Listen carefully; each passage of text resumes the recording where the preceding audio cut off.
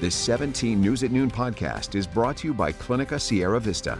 Welcome back to the 17 News at Noon podcast, where we share your news on your schedule. And good day, I'm Elena Russ. 2 shootings happening near Jefferson Street last night are under investigation this morning after 3 people were shot within a 4-block radius. 17 News has reached out several times to Bakersfield Police for more information on these cases, but it's not known as of right now if these shootings may be connected. According to police, 1 person was shot at Jefferson Park around 9:30 last night. That victim, only described as a man, suffering non-life-threatening injuries.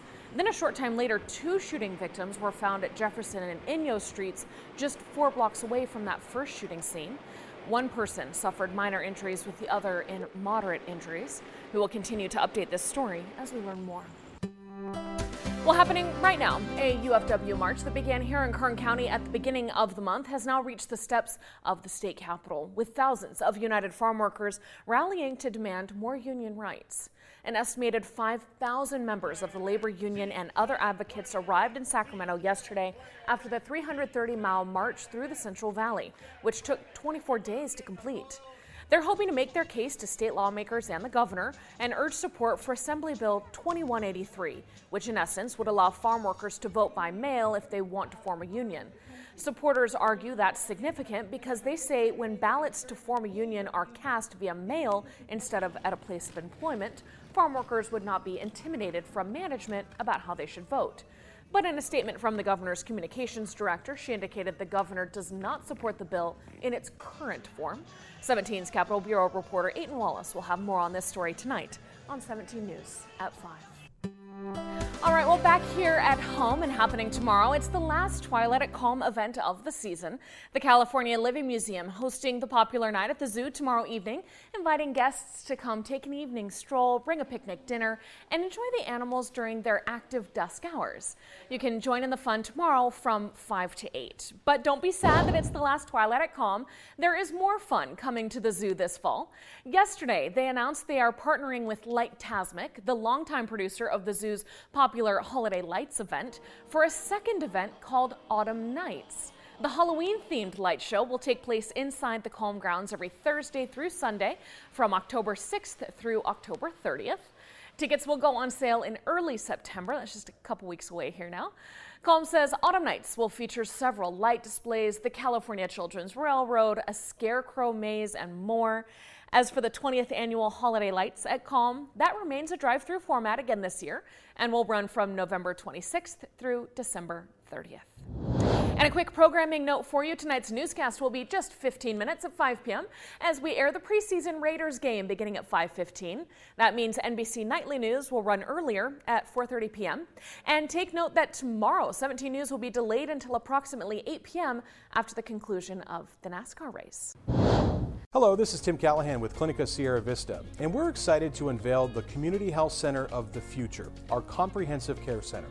It's located right across the street from Memorial Hospital. We have every service under one roof, from family medicine, OBGYN care, dental services for adults and children, behavioral health, and much more. So find your way to better care at Clinica Sierra Vista this year at our comprehensive care center. Visit our website, clinicasierravista.org, for the latest on this project. We'll see you soon. Now to some fun news happening around town. The countdown is getting close. Mossmans, home of the self-described best fish and chips in town, is closing in on their 1-millionth order of the trademark dish. Throughout the community, customers have their eye on the prize and asking, am I the one? The updated number as of right now is 999,404, and that was before Fish Friday, which is happening right now for lunchtime. So at this very moment at the Westchester location, one of Mossman's 2 restaurants, they say it's completely packed. Most customers are asking for the same thing, the famous fish and chips. The Mossman family and crew have been serving this specialty to Bakersfield since 1952. So now 70 years later, they are so close to that magic 1-millionth order. They say they sell an average of 1,000 order of fish and chips a week. So using this number as a predictor, they know they're going to sell their 1-millionth order as soon as today, tomorrow, maybe as late as next week.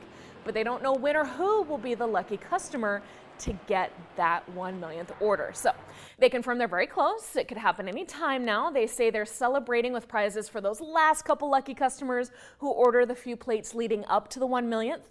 That 1 millionth order itself gets a $1,000 voucher for Princess Cruises. Second place, or the person who orders right before that 1 millionth plate, well, they get a $500 voucher for airfare. Third place gets 3 days, 2 nights in Huntington Beach, with fourth place getting a fish fry for $6. Who's hungry now, right? All right, in other local business headlines, the famous cotton candy grapes are back in town. Grapery's sweet flavored grapes are now back on store shelves. The Schefter Vineyard teamed up with fruit breeder International Fruit Genetics to create the sweet flavor, which are harvested right here in Kern County. You can pick up a bag for yourself at all the Sully's Chevron locations and at Sweet Surrender. Most large grocery stores should have them now too, as they are being shipped to all 50 states and even parts of Canada. Well, now to the coronavirus. Moderna suing Pfizer and BioNTech, alleging patent infringement over the COVID-19 vaccine. In a statement, Moderna's chief legal officer said, quote, "We believe that Pfizer unlawfully copied Moderna's inventions, and they have continued to use them without permission."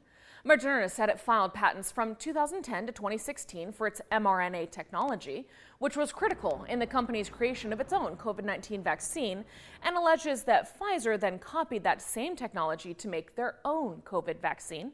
Moderna says it doesn't want the vaccine removed from the market, but it wants Pfizer to compensate for using 2 key features of the mRNA patented technology. So let's take a look at the latest COVID-19 case numbers here locally, as Kern County Public Health updated their dashboard this morning to reflect 977 new positive cases, but no new deaths. State data shows we have 66 patients hospitalized with the virus and 7 listed in intensive care units. In other health headlines, August is National Breastfeeding Month, and this morning on Sunrise, a lactation consultant talked about the resources to help local moms meet their breastfeeding goals and why it's so important to get help if you think you may need it. Well, when people don't reach out for help, often what happens is they get information from online, and there's so much information online that they don't know what actually applies to them, and so they end up pumping. But pumping is another completely different set of skills that you have to get help with. So, when those things happen, people end up in a situation that they never expected, and before they know it, they're not breastfeeding anymore. Maybe they're not even pumping anymore, and they don't even know what happened. It feels like a whirlwind. A whirlwind indeed. Now, local moms, families, they can meet with certified lactation consultants at Baby Cafe for free. They meet at the Beale Library every Tuesday between 11:30 and 1:30. Just pop on in.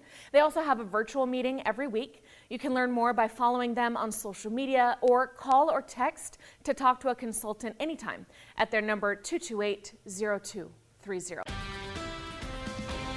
The 17 News at Noon podcast is a production of KGET and Nexstar Media Group. For more on all of the headlines in today's show, head to kget.com.